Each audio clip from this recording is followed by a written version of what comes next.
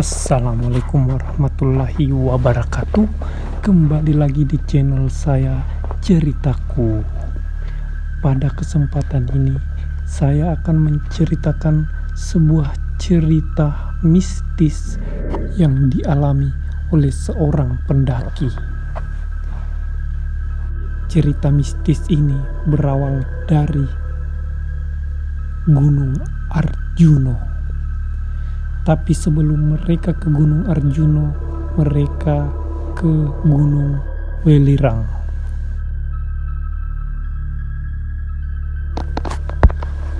Kisah ini dimulai pada sore hari, pada 30 Juni 2019. Rombongan pendaki asal Surabaya yang beranggotakan 9 orang, terdiri dari Edwin, Cahyo, Safa, Billy, Munif, Arik, Ferdi, Dira, dan Eva. Setelah berhasil melakukan pendakian ke Gunung Welirang, mereka bersiap untuk pulang ke Surabaya. Arik dan Billy yang merupakan mahasiswa memutuskan kembali lebih awal.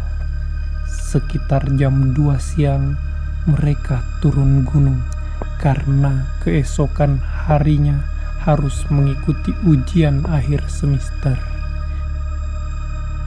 Sementara sisanya sedang melakukan bersih-bersih sambil memasak untuk persiapan pulang. Candaan dimulai Safa yang menyeletuk untuk melanjutkan perjalanan ke Gunung Arjuno. Mereka ternyata tertantang untuk mencicipi puncak Arjuno setelah melewati tanjakan Asuh, berupa tanjakan lurus sepanjang 300 meter dengan kemiringan 30 derajat. Namun Cahyo, Dira, dan Eva memutuskan untuk turun saja, tidak mengikuti mereka dengan alasan ada kesibukan lain. Jadi saat itu tinggal Edwin, Ferdi, Safa, dan Munif yang bersepakat melanjutkan misi untuk naik gunung lagi. Sekitar jam setengah 5 sore, mereka tancap gas menuju lembah Kidang yang membutuhkan waktu 25 menit perjalanan menembus jalur setapak di dalam hutan. Setelah sampai di sana, mereka bertemu 4 pendaki lain yang mengaku sudah di Arjuno selama 2 hari. Saat berkenalan dengan teman baru, mereka maunya disapa Bos Pecelele, Kubil, Bandot, dan SMK. Semua nama samaran. Rombongan Surabaya ternyata disambut hangat dengan nyalanya api unggun yang memang telah disiapkan untuk menyambut datangnya malam. Setelah tenda berdiri, mereka sempat berbincang sebentar dengan teman barunya. Sembari makan bersama, mereka tertawa bersama menceritakan pengalaman dari Gunung Welirang. Setelah merasa lelah dan rasa dingin mulai menusuk tulang, mereka serentak masuk ke dalam tenda, kecuali Ferdi yang memilih tetap berada di luar bersama Kubil dan Bos Pecelele. Semuanya tertidur lelap. Sekitar jam setengah 12 malam, tiba-tiba saja Edwin terbangun di tengah hempasan angin lembah Kidang yang berada di tengah hutan cemara. Dia mendengar suara riuh dari luar tenda, tetapi dia mendengar pula perbincangan Ferdi dengan pendaki lain di luar tenda. Edwin pun memilih menyeduh kopi. Ia memasak air panas bersama Munif. sambil menunggu Ferdi masuk ke dalam tenda. Setelah semua masuk, keadaan di luar pun semakin sepi seiring api unggun mulai padam. Tak beberapa lama semua tertidur pulas, tinggal menyisakan Edwin seorang. Padahal saat itu waktu sudah menunjukkan pukul 12:30 malam. Kopian di serumput semakin membuat Edwin sulit terpejam. Suasana sedang tenang, nyaris hening. Tiba-tiba saja Edwin mendengar suara langkah kuda mengelilingi tenda.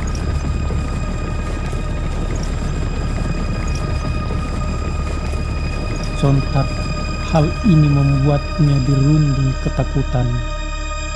Namun tetap saja ada naluri ingin tahu untuk melihat yang terjadi di luar tenda.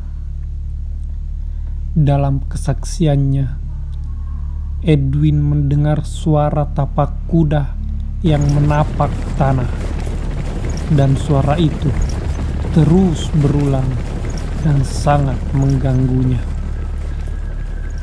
Tidak ingin menjadi saksi mata sendiri, Edwin pun mencoba membangunkan Munif yang tengah terlelap di sebelahnya.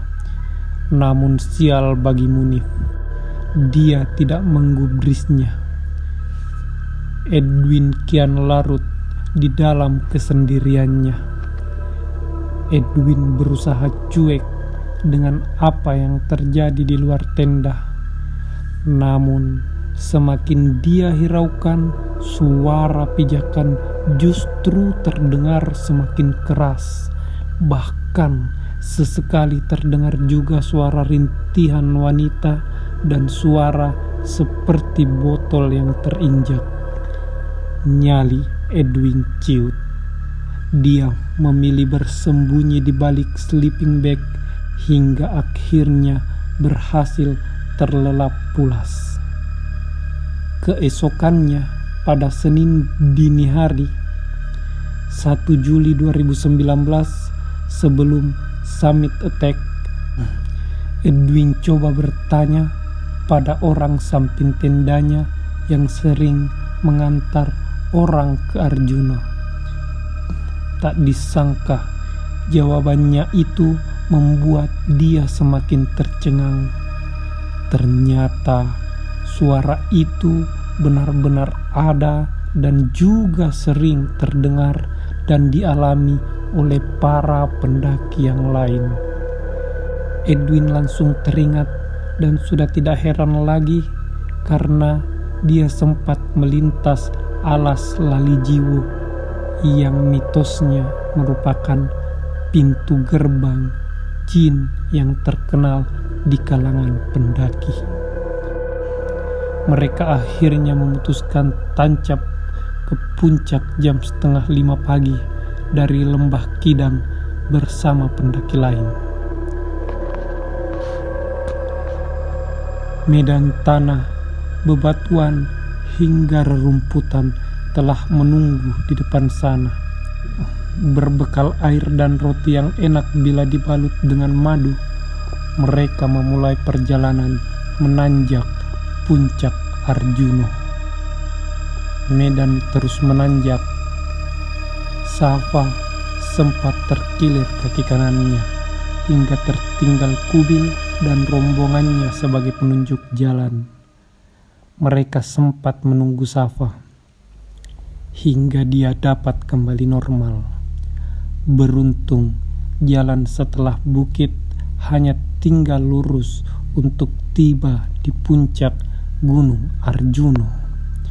Pada jam 8:30 pagi, mereka tiba di puncak Ogal Agil yang memiliki ketinggian 3.339 meter di atas permukaan laut. Tak lama di puncak, mereka sepakat turun jam 9 dan tiba di Lembah Kidang jam 1 siang. Agak terlambat memang, Hal itu dikarenakan sempat membantu pendaki lain yang terjatuh di tengah trek.